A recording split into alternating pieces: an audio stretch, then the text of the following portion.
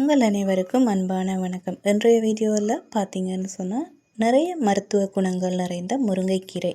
இந்த முருங்கைக்கீரை என்னென்னத்துக்கெல்லாம் நல்லது அப்படின்னு சொல்லி பார்த்தீங்கன்னா, இந்த முருங்கைக்கீரை இரத்த சோகை, ரத்தம் அதிகரிக்க செய்ய, அடுத்தது மூட்டு வலி இருக்கிறவங்க, கால் கை உடம்பு வலி இருக்கிறவங்க, அடுத்தது மலச்சிக்கல் பிரச்சனை இருக்கிறவங்க, டயபெட்டிக் பிரச்சனை இருக்கிறவங்க, கொலஸ்ட்ரால், இப்படி எல்லாத்துக்குமே இந்த முருங்கைக்கீரை ஒரு மருந்தாக பயன்படுது. அவ்வளவு மருத்துவ குணங்கள் கொண்டது. ஓகே, இந்த முருங்கைக்கீரையை இன்றைக்கி சுண்டி சாப்பிட்றது எப்படின்னு சொல்லித்தான் நான் சொல்லித்தரப்போகிறேன்.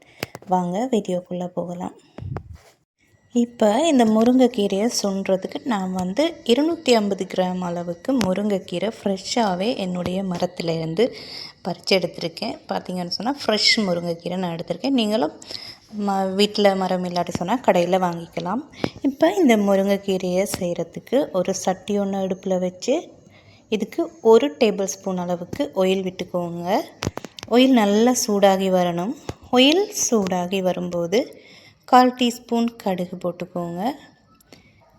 1/4 டீஸ்பூன் கடுகு, 1/4 டீஸ்பூன் உளுந்து, அது கூடவே 1/4 டீஸ்பூன் வெந்தயமும் போட்டுக்கோங்க.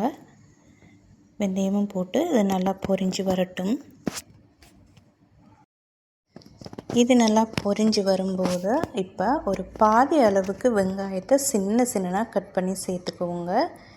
இந்த வெங்காயம் கூடவே ஒரு 4-5 காஞ்ச மிளகாயை இப்படி 2ஆக உடைச்சி அதையும் போட்டு நல்லா மிக்ஸ் பண்ணி விடுங்க. இது ஒரு 2 நிமிஷம் அளவுக்கு நீங்கள் இதை கிண்டிக்கொண்டே இருங்க.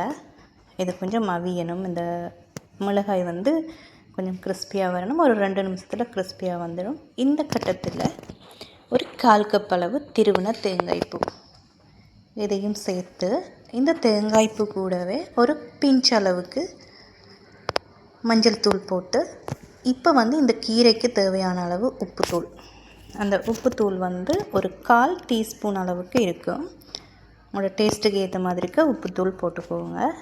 போட்டு இதை ஒரு 2 நிமிஷம் நல்லா கிண்டி விடுங்க. ஒரு 2 நிமிஷம் கிண்டும்போது இந்த தேங்காய் பூவெல்லாம் அவிஞ்சு நல்லா வந்துடும். இப்போ நீங்கள் சின்ன கட் பண்ணி வச்சுருக்கிற இந்த முருங்கைக்கீரையை இதில் சேருங்க. பார்த்தீங்கன்னு சொன்னால் அருமையான முருங்கைக்கீரை, டேஸ்ட்டுமே சூப்பராக இருக்கும். இது முருங்கைக்கீரையோட மட்டும் கூட நீங்கள் சாதம் சாப்பிட்றலாம், அப்படி இருக்கும் அருமையாக. இப்போ இந்த முருங்கைக்கீரையை போட்டு 1 நிமிஷம் மட்டும்தான் நீங்கள் இதை அவிய விடணும். அதுக்கு மேலே அவிய விட்டுறாதீங்க. 1 நிமிஷம் அளவுக்கு இதை நல்லா கிண்டி விடுங்க.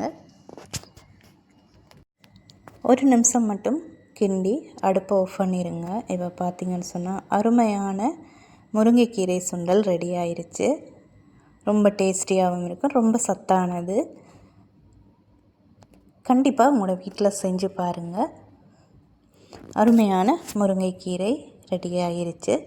ஓகே ஃப்ரெண்ட்ஸ், இன்னும் ஒரு வீடியோவில் சந்திக்கும் வரை உங்கள் எல்லாருக்கும் அன்பு வணக்கம். அது மட்டும் இல்லாமல் இன்னும் ஒரு சின்ன ரிக்வெஸ்ட், இன்னுமே என்னோடய சேனலை சப்ஸ்கிரைப் பண்ணாதவங்க ப்ளீஸ் சப்ஸ்கிரைப் பண்ணி இந்த வீடியோவுக்கு லைக் ஒன்று போடுங்க. அதோட இந்த முருங்கைக்கீரை சுண்டலை நீங்களும் உங்களோட வீட்டில் செஞ்சு ரசித்து சூடாக சாப்பிடுங்க. ஓகே ஃப்ரெண்ட்ஸ், பாய். உங்கள் எல்லாருக்கும் தேங்க்யூ ஸோ மச்.